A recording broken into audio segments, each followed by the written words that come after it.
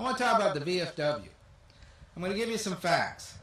The VFW is a U.S. organization comprised of men and women, or men who have served overseas in the military during World War I, II, Korean War, Vietnam War, Persian Gulf War, Afghanistan, and other wars. Female relatives of veterans and women who have served overseas in the armed forces are eligible to join the Ladies Auxiliary. And the VFW, with its Ladies Auxiliary, it has 2.7 million members in approximately 9,500 posts worldwide. The national headquarters are located in Kansas City, Missouri. It was established in 1913, consolidating three organizations created by the Spanish-American War veterans.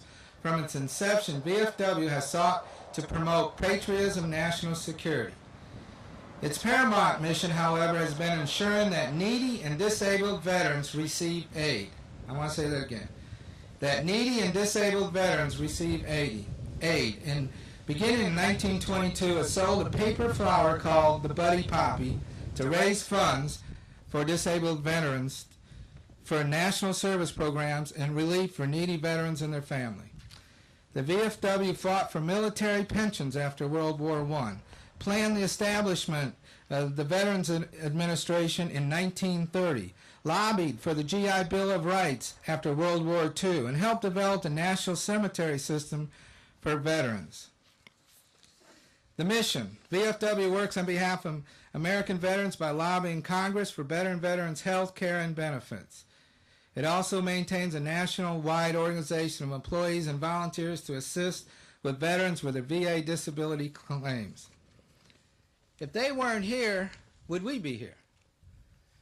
You know, Ed and CJ have worked really hard for many years to make this post successful.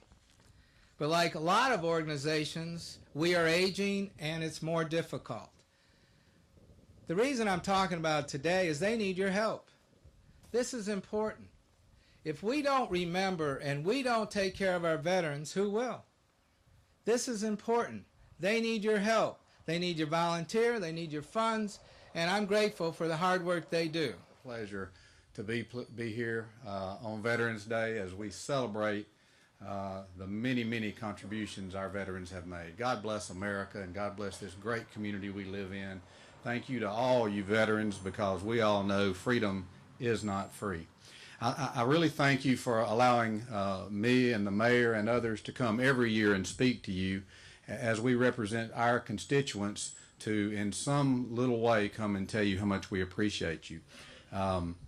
Commissioner Doug Singfield is here today, and Doug, I appreciate not only your service on the Houston County Commission, but your service to your country. He's got his son Shane and his two granddaughters, who are the pretty ones in the family, the two granddaughters. Glad you all could be here today too. I'm always grateful for this opportunity to come, and I recognize the fact that without you and without the service, all of us who are elected officials wouldn't be able to serve in the positions that we serve in. All of us here today would not be able to assemble freely, and we wouldn't have the ability to exercise the rights and the freedoms that through God's grace and the sacrifice of many of you in time and body have been bestowed upon us. That's important that we know that.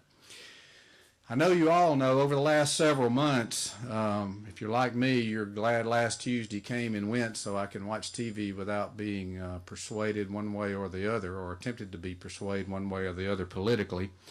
But as in recent years, we get caught up in all these two divisive political wars that often seem to be the norm in campaigns.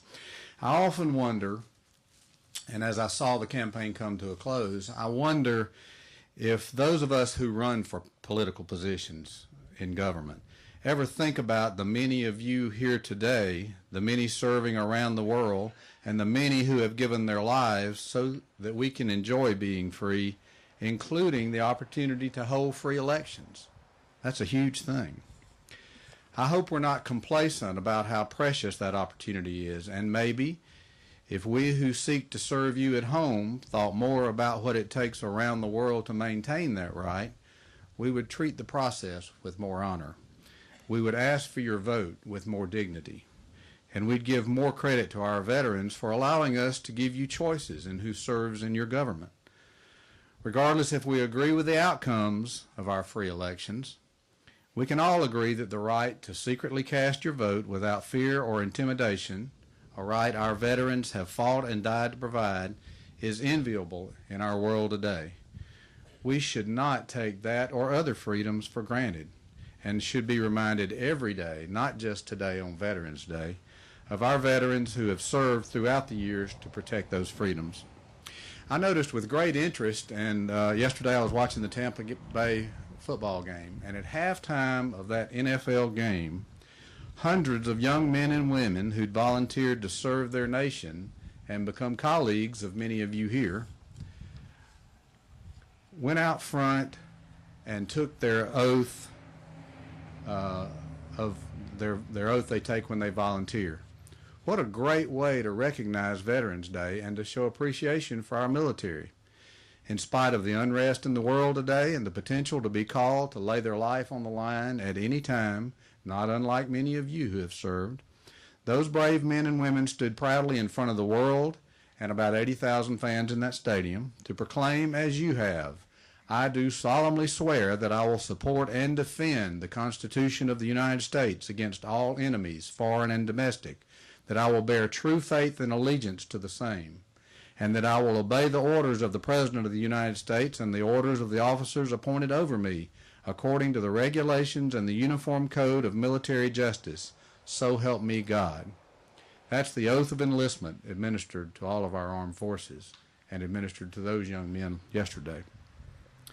It's fitting that after exercising one of the world's greatest freedoms last Tuesday, that we gratefully recognize and honor the American heroes that fought in past wars, those American soldiers who stand today in harm's way, and those young people all across the nation who are stepping up to take their watch over our nation, who have the courage, will, and clarity of purpose to fight for it when it's necessary to fight.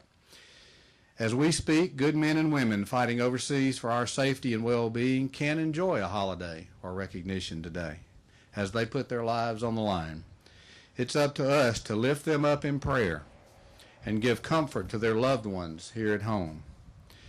I would ask God to bless and be with them today and every day that they're away from home, and to watch over all service members and veterans who set examples for them to follow. We ask God to bless those and put blessings upon our great nation and its people, keeping us safe from harm at home and abroad. Lastly, I ask God to bring a healing of political division as we face issues that impact our lives, that impact our very safety and our nation's strength. After all, as we just pledged a moment ago, we are one nation under God, indivisible, with liberty and justice for all.